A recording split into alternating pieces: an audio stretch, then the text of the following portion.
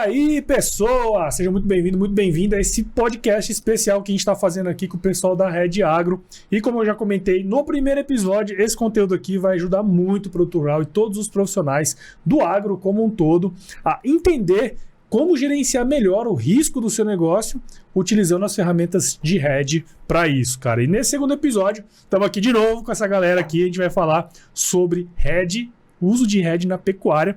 E, bom, tá aqui Rafael, Herbert, como é que vocês estão, gurizada? Fala, Paulo. Tô ótimo, graças a Deus, tudo bem. Cada dia aí mais motivado e empenhado nesse projeto aí do podcast da Red Agro. E aí, pode contar conosco. Isso aí. Ô, Paulo, bom demais hoje vim aqui poder falar um pouco do boi, né? Um assunto que a gente gosta bastante, que é comer um churrasco. Então, assim, fortalecer a pecuária para nós é algo motivador. Com certeza. Legal, cara. Quem não gosta de um churrasco? Eu já vou começar colocando você na fogueira. Como que vai estar o preço do boi daqui a 2 meses? Pera aí que Quantas vezes você espera? Eu vou ali fora pegar a bola de cristal. Quantas vezes por semana? Aliás, quantas vezes por hora você recebe essa pergunta aí? Rapaz, e essa pergunta vale milhões e que a gente quer pagar pouco, meu.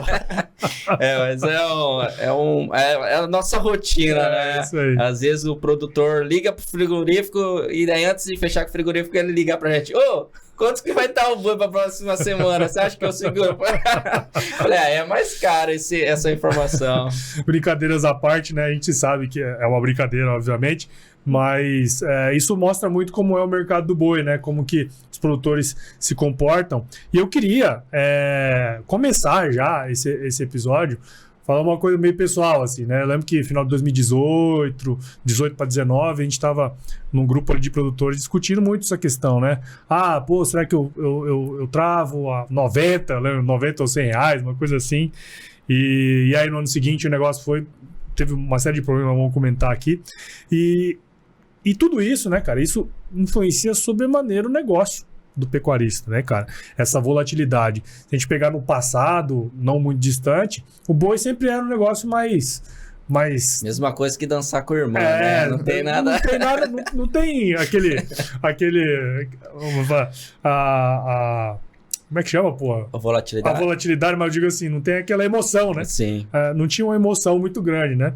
E você pegar aí de 20 anos pra cá, a pecuária, né? A bovinocultura de corte, ela sofreu uma mudança muito grande.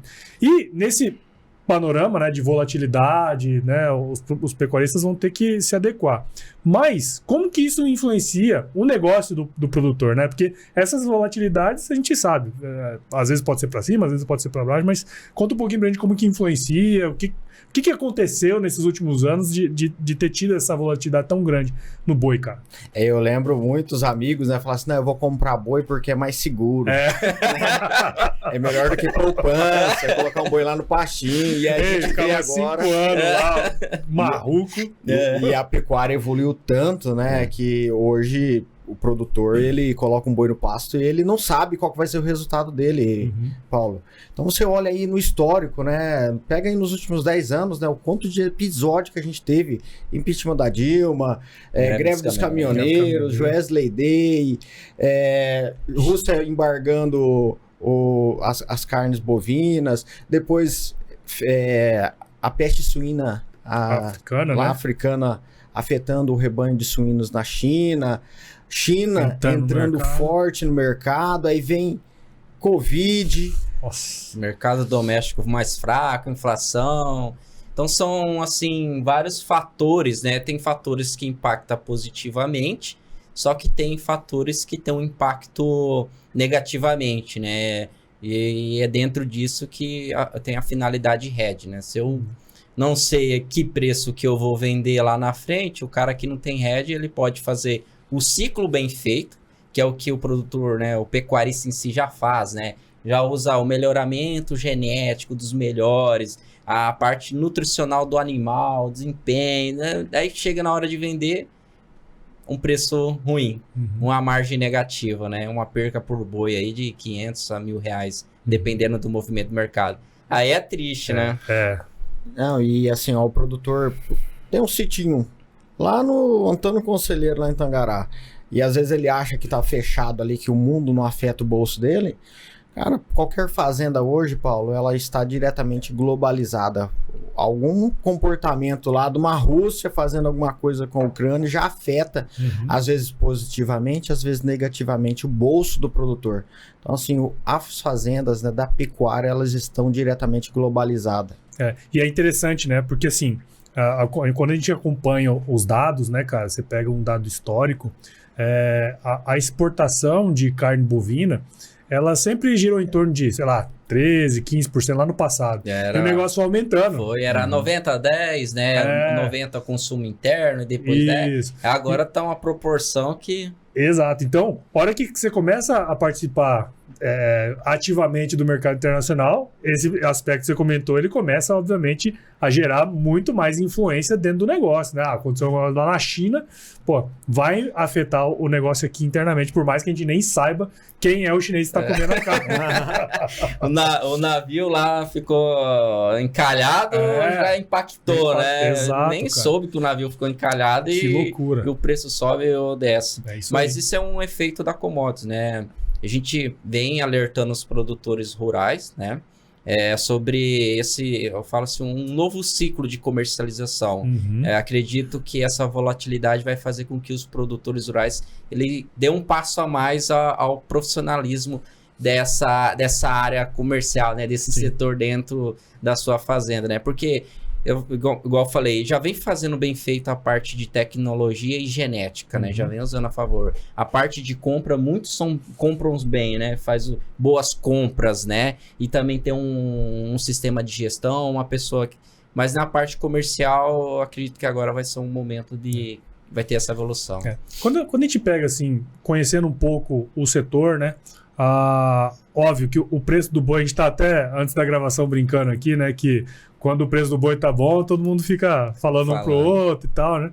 Mas, óbvio, que esse é uma das variáveis que afetam assim, diretamente a lucratividade do negócio, né? Você tem um aumento no preço do boi, obviamente, você vai ter um aumento de faturamento e dependendo dos encaixes das coisas ali, você tende a ter uma margem um pouco maior, né? Só que uma coisa que eu percebo muito na pecuária, não sei se vocês têm essa mesma visão, dependendo do recorte, a gente pode ter diferentes estilos de produtor, né? Mas a pecuária em geral, ela tende a ter menos controles internos, né? Tipo assim, custo de produção e tal. Ainda, na minha visão, tá? Não sei se vocês concordam, ainda tem muito que evoluir em termos de controles internos, Sim. até por conta dessa visão que a gente tinha aí de 50, 60 anos atrás, né? De ser um negócio assim, vamos deixar aqui, vou jogar. É até interessante, né? Essa sua fala, que quando a gente parte para dentro da porteira, e principalmente na pecuária, a gente está vendo as multinacionais dando esse suporte pro pecuarista, né? O que seria esse suporte? Ajudar ele a formar custo. Levando a parte nutricional, quanto que foi a reposição. Então, algumas multinacionais, por meio do seu profissional dentro da porteira, já vem fazendo... Empresas em geral, né, tem feito isso. Por quê? Eles têm interesse em vender, em atender o produtor rural. E o produtor rural precisa de informação para tomar decisão. Então, eles vêm dando esse suporte. E é engraçado, né, que nesses lugares, nessas propriedades... o produtor tem mais facilidade para tomar a decisão de fazer um hedge. Aí que legal. Isso é um ponto bem interessante, né, cara? Porque assim, como a gente comentou lá no primeiro episódio, como é que você vai tentar entrar elevar a prateleira ali, né? O nível da prateleira, fazendo uma comercialização um pouco mais estruturada, se você não tem os custos, né, cara? Não tem como fazer isso, né, velho? Não. Acho que a partir daí, né, a tomada de decisão, ela deve ter a formação de custo. E ser competitivo em custo no mercado de commodities é fundamental. Né? Então, quanto mais você consegue reduzir o custo, às vezes o que vai te sobrar de margem. Claro. Então, essa formação de custo hoje está muito fácil para o produtor. E aí, Paulo, que está o negócio? Porque ele forma um custo, ele tem a expectativa, ele cria a estrutura da fazenda, melhora toda a estrutura para tomar a decisão, às vezes, para um negócio de 2, 3 anos. E, de certa forma, a gente não sabe qual vai ser o preço de comercialização daqui do próximo mês, do próximo semestre. Então, como que eu tomo uma decisão sem saber qual vai ser o meu resultado? Então, eu fico sempre o quê? Na expectativa e na aposta. Isso aí, né? Eu fico especulando, olha, eu acredito que o mercado do boi vai vai subir. E aí a gente toma uma decisão em cima disso, às vezes. E é interessante, porque na pecuária, dependendo do sistema, né? Se é um sistema de ciclo completo, ele é plurianual, né, cara? Então, o bezerro que nasce aqui agora, ele não vai morrer daqui 6 meses, né, bicho? 2 anos, 1 ano e meio, sei lá, dali pra frente, que aquele animal, ele vai pro gancho, né? E é diferente da agricultura, que você planta agora em setembro, outubro, março, se quiser, você pode comercializar antes, como a gente até tinha comentado, mas você tem ali um ciclo um pouco mais curto para entender, né? O que você vai ter de produtividade, o que você pode fazer em termos de estratégia, né? Eu acho que isso é uma coisa que influencia muito na pecuária, né, cara? Sim. Mas o mercado vai sofisticando, né? Ele vai evoluindo. A questão o produtor ele tem que ir evoluindo junto com o mercado, né? Buscar esse conhecimento e ter a parte de gestão muito bem elaborada, né? Construída para ser o fator de tomada de decisão, né? E garantir, né? Igual eu sempre falo, o lucro bom é o lucro no bolso, né? Não é aquele que eu acho que vai estar, eu vou ganhar, eu acho que eu vou ganhar tanto por boi. Então sair fora dessa questão do achismo. Sim. Sai do achismo e vamos pro Red Agrícola aí e guardar. Tem uma frase que eu gosto muito, né? Que lucro pouco não mata ninguém. Você nunca vê ninguém quebrando por fazer seguro. Mas agora eu já vi gente quebrando por não fazer seguro, né? Essa é uma coisa, assim, que eu levo pra vida, até pra minha, né? Quer dizer, lucro pouco não quebra ninguém, cara. Agora, você fica querendo abrir o olho demais e, de repente, não se estrutura pra correr esse risco, né? Eu acho que esse é um ponto bem interessante.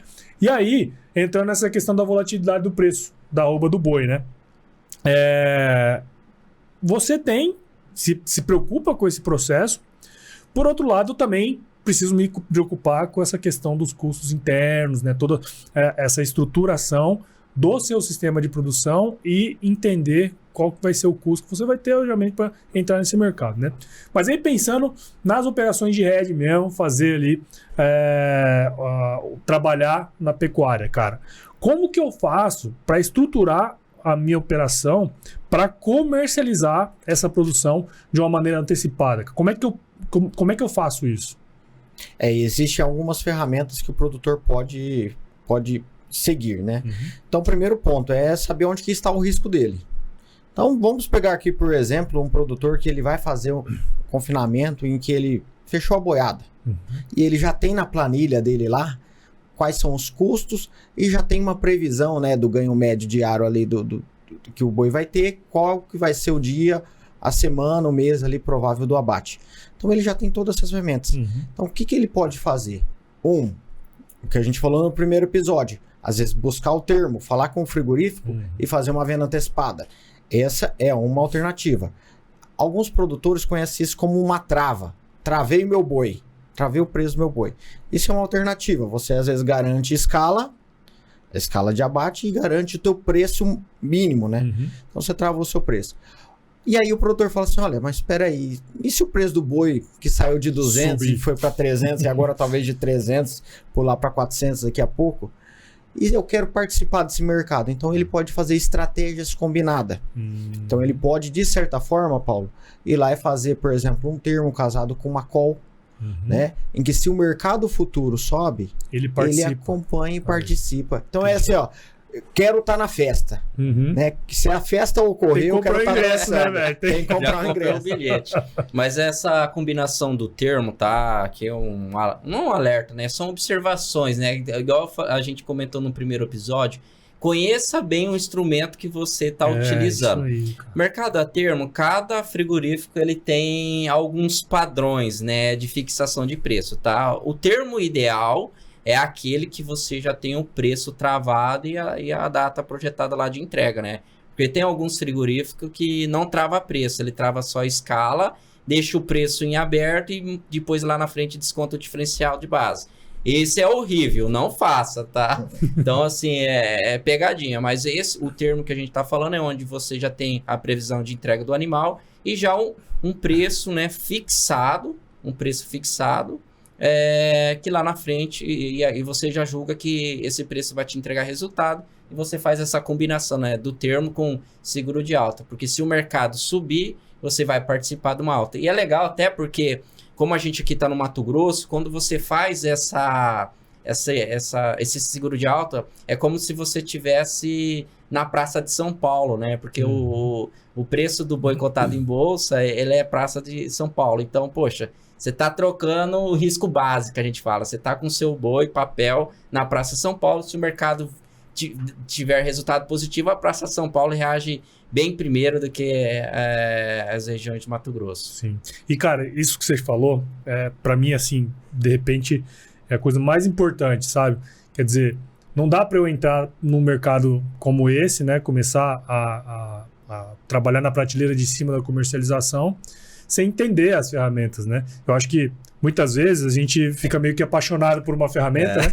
Não, vou usar essa aqui, vou entrar e vou fazer só termo e tal, Tem muito disso. E na verdade não, cara. Se você tiver o conhecimento das diferentes ferramentas e como elas podem te ajudar, né, cara? Eu acho que esse que é o lance, né? Elas podem ajudar e atrapalhar, Exato, né? Por exemplo, se fixou termo e não fez seguro de alta e o cara tem que fazer reposição, e aí? Então, o seguro de alta não é só para participar, né? Especular, mas também se subir, tem a consequência que você tem que fazer reposição. Então você está fazendo um hedge, né, também da sua reposição, porque você não pode comprar menos arroba do que você não pode perder poder de compra, né? E assim, ó, olhando assim para um produtor que nunca ouviu falar de seguro de alta, né, Rafa? Onde que isso vai impactar, talvez aqui no Mato Grosso, ou talvez no Pará, no Goiás? A gente tem que olhar aqui o seguinte: o mercado de bolsa, ele é um derivativo em que ele deriva, o contrato do boi deriva do ativo do CPEA. Então, simplesmente o contrato do boi, ele vai chegar lá no vencimento, ele vai convergir ao CPEA. E o CPEA São Paulo nada mais é do que os preços negociados na Praça Paulista. Então, faz-se a média e que chega nesse preço. Então, a hora que o produtor ele olha o contrato lá na bolsa, e aí ele vê lá, às vezes, um valor que é diferente da praça que ele está, ele consegue entender ali que aquilo tem um diferencial de base. Opa, qual que é o diferencial de base da minha praça? Então, se eu olho num raio de 1.000 quilômetros aí, muda muito. Você pega daqui em Rondônia, é um preço. Pega lá no Acre, qual que vai ser o diferencial do Acre? Então, assim, entender quais são os fatores que impactam o diferencial de base dele.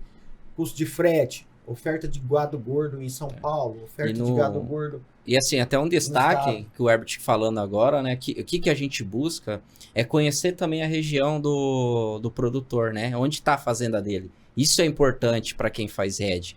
Porque, por exemplo, na pecuária, né? Eu falo que Cuiabá a gente é muito favorecido. Quantos frigoríficos tem aqui? Agora você vai para algumas regiões, eu tenho região assim que ali no Pará que é 2 frigoríficos ou 1 frigorífico só para bater. Isso é muito ruim. Então, o hedge tem essa finalidade também, entendeu? Você, como que é a região, né? Porque dentro disso a gente tem que tomar o cuidado do risco escala também. Sim. Então, ter essas orientações. Eu acho que essa questão do diferencial de base, cara, assim, às vezes é difícil pra gente explicar, né, cara? E eu acho que você trouxe muito bem essa questão, porque eu lembro quando trabalhava aqui no IMET, um município muito característico, que era Rondolândia. Tipo, Rondolândia não podia comercializar com nenhum frigorífico de Mato Grosso, cara. É só em Rondônia. Então, quer dizer, você tinha todas essas questões que daí são as particularidades que você precisa entender justamente para tentar mostrar um pouco como estruturar a operação com esse diferencial de base e tudo mais, né, cara? O diferencial de base é um indicador, né, que também mostra, assim, se o nosso produto aqui no Mato Grosso está caro ou se está barato perante a Praça São Paulo. Um exemplo que a gente pode usar na pecuária, né, foi ano passado. O preço da arroba aqui no Mato Grosso estava o mesmo preço de São Paulo, né? Competindo com o preço de São Paulo. É bizarro, né? É momentâneo, né? Tipo, São Paulo 340, Mato Grosso 335, 338, né? É importante saber, assim, quais são os fatores que fizeram isso, né? Por quê? Por que o boi aqui se valorizou tanto igual São Paulo? Isso é importante no fato que a gente teve muita habilitação China, né? Em todo o Brasil, o estado do Mato Grosso também teve muita habilitação China. Se eu tenho muita habilitação, eu aumento a demanda. Se eu aumento a demanda, né, o preço, o que acontece com o preço do boi? Ele sobe, né? E é engraçado que a gente viu isso agora ao contrário, né? Muito assim, algumas regiões da China habilitando e desabilitando o frigorífico. O que aconteceu com o diferencial de base? alargou novamente. Então a gente tem todo esse olhar, né, na pecuária de ter, olhar esses riscos. A gente não é só fator que oscila com preço, né, mas com margem também. Então a gente olha o contexto como um todo, não é só leitura de mercado, né? Sim. Porque às vezes a gente fica focado no mercado, né? Ah, quanto tá o preço, não tá o preço. E tem essas questões que você comentou que são bem importantes, né? Mas aí, queria puxar mais do ponto de vista da tomada de decisão mesmo, né? A gente comentou no episódio anterior dessa questão o seguro de baixa e seguro de alta, né? Como ou quando, né, na pecuária, a gente deve fazer um seguro de alta, quando a gente deve fazer um seguro de baixa, como tomar essa decisão no dia a dia, né? Porque uma coisa é a gente tá olhando ali e tal, e outra coisa é você tá ali no dia a dia para tomar essa decisão. Como que a gente toma essa decisão, cara? Bom, dentro da Rede Agro, nós temos uma metodologia que favorece, né, que auxilia na tomada de decisão, né? Que a gente fala que é o diagnóstico, mesma coisa com o médico. Aqui o Herbert falou um pouco sobre o termo com call, né? Que é, no caso, a gente pode fazer um termo para garantir o preço mínimo e fazer call participar de alta, mas a gente depois pode até falar agora da put também, que é o seguro de baixa, tá? Mas dentro do processo, da nossa metodologia, a gente identifica primeiramente os riscos, né?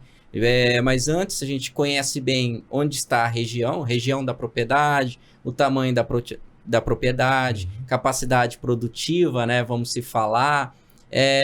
Então a gente vai fazendo essa análise. Vamos fazendo análise. É de dentro para fora, né? A gente olha a porteira muito bem olhado e aí depois dentro disso constrói soluções, entendeu? Então a gente olha custo, formação de custo, tem a questão gestão financeira, né, capacidade de caixa, se o produtor tem muito caixa, como que tá, porque isso a capacidade financeira também, ela reflete na questão do hedge, né, se eu posso segurar um produto por mais tempo, eu não tenho necessidade de caixa, poxa, agora se eu tenho uma necessidade de caixa para daqui um mês, por exemplo, eu vou ter que vender produto, vou ter que vender o boi, entendeu? Então, por isso que faz o diagnóstico, porque a gente identifica isso, né? Faz as perguntas-chave identificando.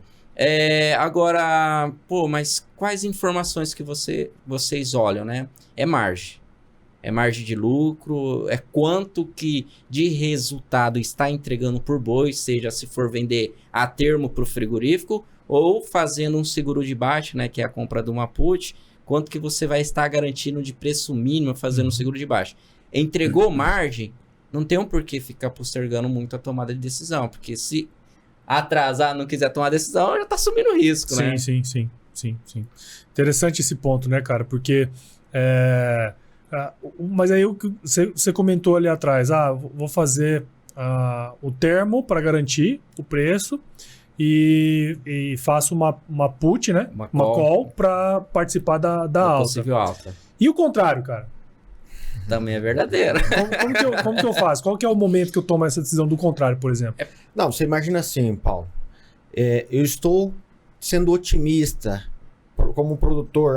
Eu tenho um viés de alta, acredito que o mercado vai continuar subindo. E acredito fielmente nisso e aposto minhas fichas, né? Tem minhas fichas para apostar, coloco lá boi no coxo, compro bezerro e tudo mais.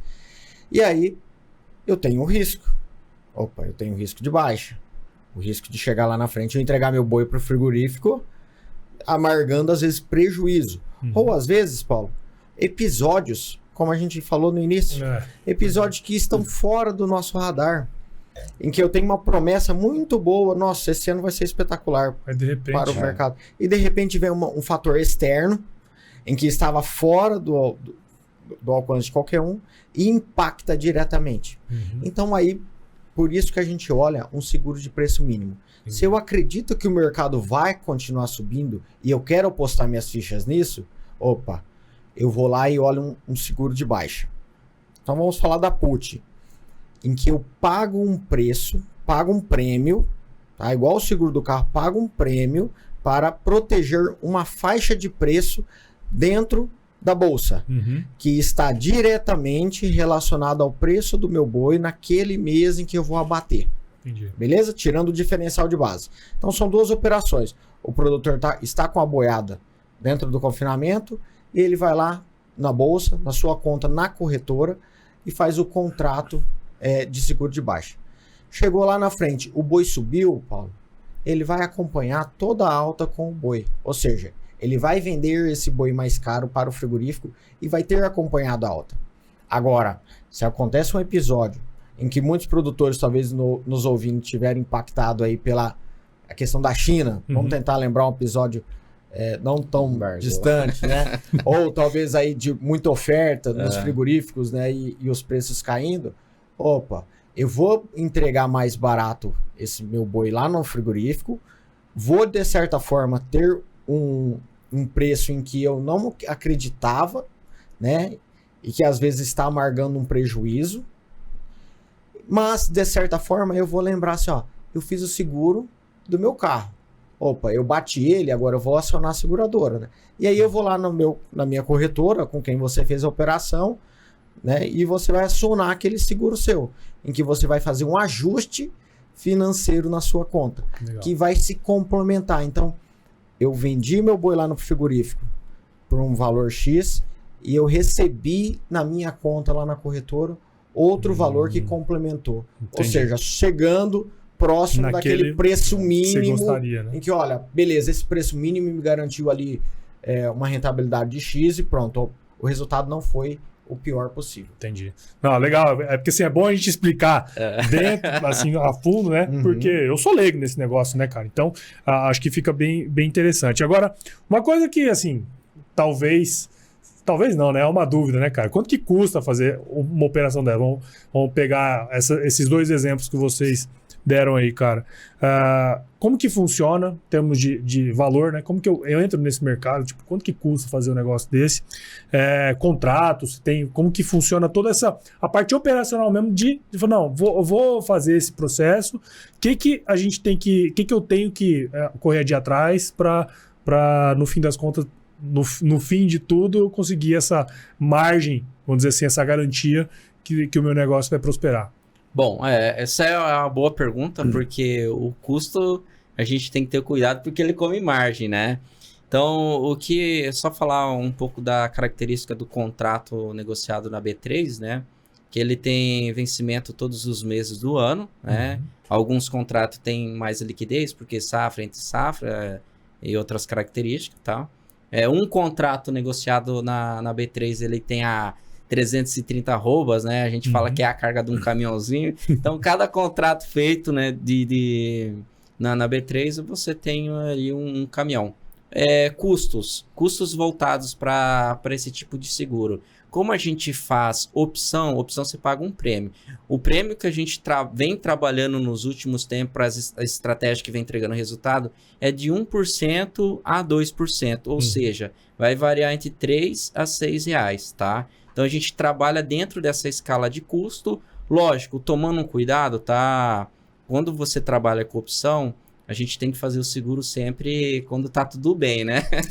Eu ensino assim para os meus clientes que eles têm que ligar para mim quando tá tudo bem. Porque a volatilidade está baixa, o risco está baixo, então tomar um café, né? A hora... com tempo. Mas assim, ao contrário, né? O pessoal só liga quando tá apertando. Aí o custo fica de fato alto e muitas das vezes inviabilizando a proteção, né? Porque tem essa avaliação custo, benefício e tudo mais. Então, esses são o custo de prêmio. Se você for fazer uma call, uma put, você tem um custo de prêmio. E também tem um custo de corretagem, que é onde é remunerado ali o assessor que está prestando esse atendimento para você. Cara, porque isso é importante, né? Porque no fim das contas, isso está saindo do bolso dele também, né? Então, como você falou ali, ele impacta na margem, né? Com certeza. E tem que ter esse cuidado, tá? Por isso que a gente treina, né? Educa o produtor rural, o pecuarista ali para sempre fazer quando tá tudo bem. Porque depois que ele aprende isso e ele vê o mercado, ele vai ligar para você. Às vezes a gente é surpreendido no nosso dia a dia quando o produtor nos liga. Olha lá o boi outubro como tá com a oportunidade de fazer, né? Aí, uma visão própria de um produtor. Então, essa parte educacional, quando o produtor aprende... E só complementando, né, a questão operacional, Paulo.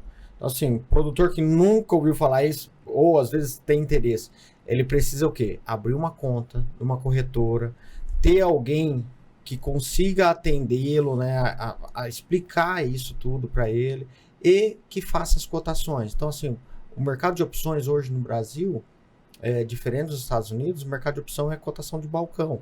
Então, ele precisa, às vezes, ligar lá na mesa e falar assim, ó, qual que é o preço hoje para fazer um seguro no boi a R$320 arroba? Então, ele precisa pegar o preço. E esse preço é muito dinâmico, né? Tem toda a formação para dar o preço de 4, 5, 6 reais, dependendo do nível de seguro. Então, ele precisa ter alguém para pegar esse preço para ele, para passar e para executar a operação.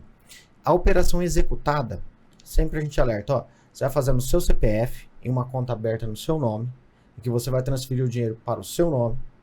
Essa nota de operação, ela é registrada dentro da B3, então não tem perigo da corretora quebrar, porque o dinheiro, a sua operação está custodiada dentro da B3. Não tem o risco do calote. Tá? Então é importante a gente sempre alertar isso, porque muitas vezes o produtor ele tem medo, às vezes, de abrir uma conta numa corretora por N fatores, né? Quantas vezes a gente viu golpes aí ocorrendo em outras coisas que acaba refletindo, achando que é tudo igual. Então, quebrar esse paradigma do produtor de abrir uma conta na corretora já é o primeiro passo. E né? esse é o papel, né, da Rede Agro. A gente sempre busca facilitar o dia a dia do produtor rural, né? Até esses dias atrás a gente eu conversando com o produtor rural, e aí ele falou o seguinte, falou assim, ô Rafael, ó, eu tô indo pro campo, mas aqui no escritório tem um rádio, e se você precisar falar comigo para fechar a operação, né, para aproveitar a oportunidade de rede, você liga para fulano de tal, funcionário dele, e aí ele vai passar o rádio para mim que eu tô lá no campo. Falei, fechou, tamo junto, né? Então, a Rede Agro, ela vem com esse princípio de facilitar, porque a gente sabe como que é o dia a dia do produtor rural. É na lida, é junto lá dentro da propriedade rural, ele acompanha. Então, tem que ter esses meios de comunicação que a Rede Agro busca levar pro produtor rural. Legal, né, cara? E o pecuarista tem trabalho o ano inteiro, né, velho? Vacinação. Nossa senhora, toda hora tem trabalho, né, cara? Eu acho que mostrar para ele que existe essa possibilidade, né, cara, de você, primeiro, ter os controles internos, entender como cada uma dessas ferramentas pode te ajudar. No fim das contas, a gente quer permanecer no negócio, né, cara? Passar esse negócio para frente para as outras gerações. Eu acho que esse é o grande objetivo. E a gente só consegue isso se tiver no verde, né? Se tiver no azul lá, a conta no final tiver no azul, né, velho? E assim, ó, o produtor ele tem alternativas, Paulo. Sim. Eu acho que desmistificando isso, entendeu? Assim, ó, o produtor do boi hoje, qualquer estado do Brasil, ele tem condições de acesso a essas ferramentas. Às vezes um pouco mais eficientes em alguns estados e menos eficientes em outros, tá? O estado, por exemplo, do Rio Grande do Sul tem uma eficiência um pouco menor. Mas nada impede que ele possa fazer um tipo de hedge dentro do mercado futuro, tá? O produtor mais próximo da praça paulista, ele tem uma eficiência melhor. Isso serve também para o produtor que tem gado de cria, que de certa forma o bezerro que ele vai vender está diretamente atrelado também ao preço do boi. O pessoal fala, claro, né? Onde a vaca vai, o boi vai atrás, né? Então assim, o cara da cria, ele também tem essa eficiência. A vaca que ele às vezes vai fazer descarte, ele está dependendo do quê? Do preço do boi gordo naquele momento. É claro, numa eficiência às vezes menor, porque às vezes o preço do boi gordo pode se manter e o preço da vaca cair, mais do que o boi. Então, assim, existem alternativas, e acho que simplificar isso dessas put, das call, do mercado futuro, lembrando, esse dia atrás, Paulo, conversando com o produtor, ele falou assim, meu vizinho perdeu dinheiro fazendo hedge, perdeu dinheiro na bolsa, fazendo boi. E aí, na hora a gente fala assim, mas espera aí, o que ele fez? E aí, muitas vezes, acha que hedge tem um risco. O que ele fez ali? Provavelmente ele foi lá e fez uma venda antecipada no mercado futuro, vendendo um contrato. E o que aconteceu? O preço do boi provavelmente subiu, em que ele ganhou mais no físico, porém ele teve que devolver para a bolsa.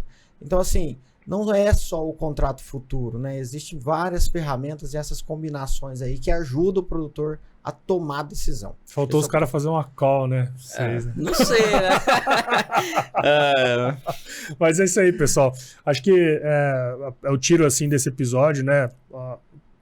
Que o pecuarista, acho que é isso, né, cara? Você tem opções para trabalhar toda essa parte da comercialização. Tenho certeza que quem ouviu a gente aqui até agora entendeu um pouco desses conceitos, como utilizar o RED para o segmento pecuário, né? Porque, assim, eu acredito que hoje isso já está um pouco mais difundido, mas eu lembro que 6 anos atrás, eu lá no IMEA, a gente fazia o levantamento dos confinadores ali, tinha 5% que usava alguma estratégia de RED, 10%. Quer dizer, no segmento mais que tem mais risco, quase ninguém utilizava, né, cara? Então, acho que ficou muito legal. Obrigado. Parabéns aí pelo trabalho de vocês de novo, cara. Obrigado, Paulo. Vamos para a próxima, né? É isso aí. E o próximo nós vamos falar da cultura do ouro, do cerrado aqui, né, cara? Então, é isso aí. Valeu, viu, Herbert? Ô, Paulo, acho que esse é o objetivo nosso, né? Fortalecer essa pecuária aí no Brasil.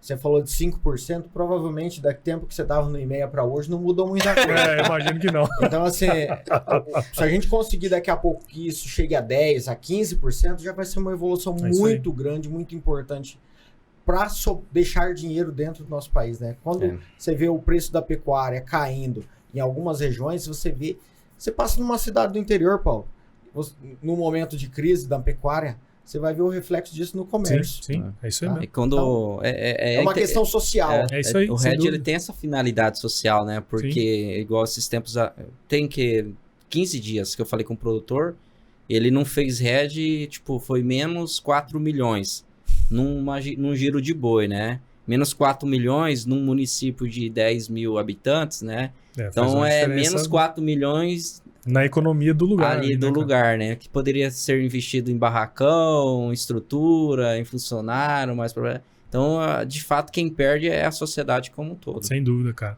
Muito bem, então, para você que ouviu esse episódio, viu a gente aqui até agora, tenho certeza que você viu valor nesse episódio aqui, assim como eu vi muito valor. Então, considere compartilhar com alguém que precisa entender um pouquinho mais sobre como utilizar o RED na pecuária. O podcast ele cresce na medida que você participa junto desse processo aqui. Então, siga o podcast da Red Agro no seu agregador de podcasts ou acompanhe também aqui no Agro Resenha, que todos os episódios vão ser publicados aqui no nosso feed. Siga a Red Agro lá nas redes sociais. Eu falei o quê? Falei errado, né? Siga a Red Agro lá nas redes sociais também. Basta procurar lá pro @Red Agro.